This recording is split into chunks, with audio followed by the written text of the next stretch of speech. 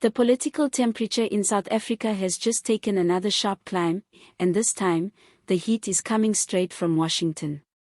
The United States, long a strategic partner and sometimes stern critic of South African governance, is now reportedly inching closer to the possibility of slapping targeted sanctions on specific leaders of the African National Congress. That's right, sanctions. Not on the country, but on individuals in the ruling party. And already, warning sirens are going off from Pretoria to New York, with civil society and advocacy groups weighing in with serious concerns. One such voice rising above the noise is none other than AfriForum, a group that's never been afraid to stir political waters. And they've got a clear message: punish the guilty, but don't let ordinary South Africans become collateral damage. At the heart of this latest geopolitical powder keg is a long-simmering frustration in Western capitals, particularly in the United States, over South Africa's foreign policy trajectory, domestic corruption, and apparent coziness with pariah states like Russia and Iran. Recent intelligence reports and think tank briefings circulating in Washington paint an alarming picture of state capture not only lingering, but morphing into new, more dangerous forms. While the ANC publicly touts renewal and reform, behind closed doors it's a different story. High-level figures still entangled in scandal. Massive funds that continue to vanish into thin air. And a government that seems increasingly hesitant to hold its own accountable. What's triggered the sudden urgency, however, is the growing perception that ANC elites are not only undermining domestic institutions but actively enabling international actors hostile to Western democratic values. The Lady A debacle, where a Russian cargo ship secretly docked in South Africa under cover of darkness, raised eyebrows in Washington. And then came the warm handshakes with Vladimir Putin's emissaries, the cozy BRICS rhetoric, and allegations of backdoor arms deals. To many in the West, this isn't just about neutrality, it's about betrayal.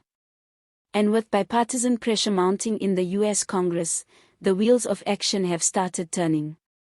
But AfriForum, never one to miss a beat, has stepped into the fray with a stark warning. In a statement that quickly made headlines across South Africa, the organization said while they welcome accountability for corrupt politicians and international lawbreakers, there's a line that should not be crossed. That line? Blanket sanctions that strangle the economy, punish small businesses, and throw millions of struggling citizens into deeper poverty. Don't punish the people for the sins of the elite, the statement read. Targeted sanctions, yes. Visa bans, asset freezes, fine. But anything that affects trade, commerce, or the financial system at large could be catastrophic for ordinary South Africans already living on the edge. Their concerns aren't unfounded. Just look at what happened in Zimbabwe.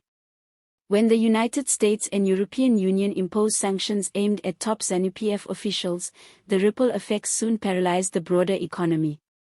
Investment dried up, inflation spiraled, and the regime, ironically, entrenched itself further by blaming the West for every domestic failure.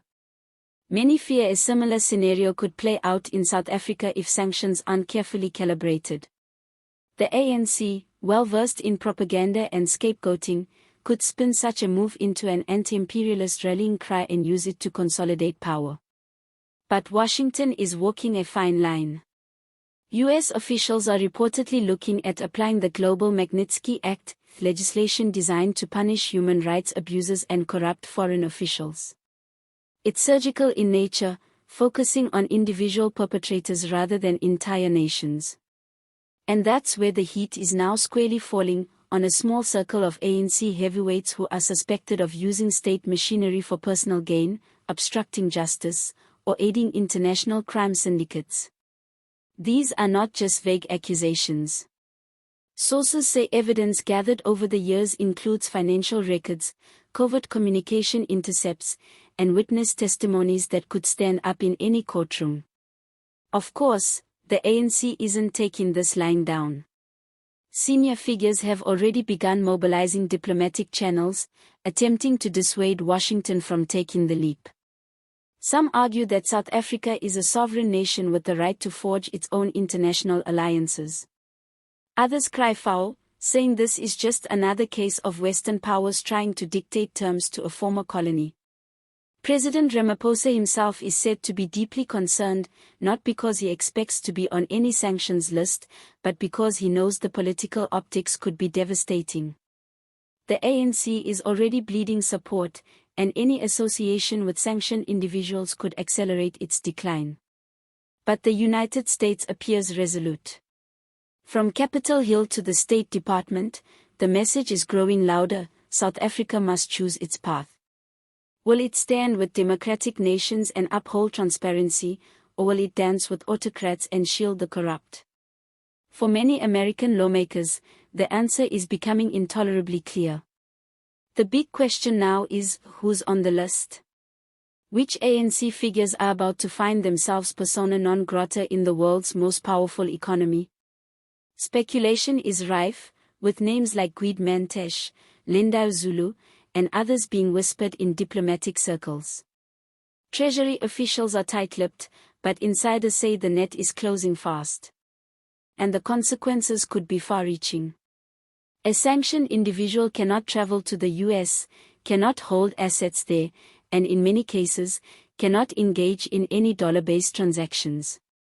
For ANC leaders with children studying abroad, offshore properties, or secret bank accounts in tax havens, the impact would be immediate and brutal.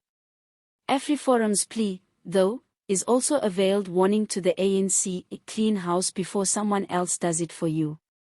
The organization has often faced criticism for its controversial stances and Afrikaans nationalist undertones, but on this issue, it may have found unusual allies among human rights groups, opposition parties, and disillusioned South Africans of all races.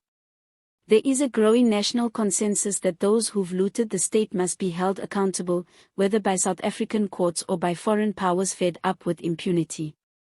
As the deadline looms, and whispers of imminent sanctions grow louder, the ANC is running out of room to maneuver.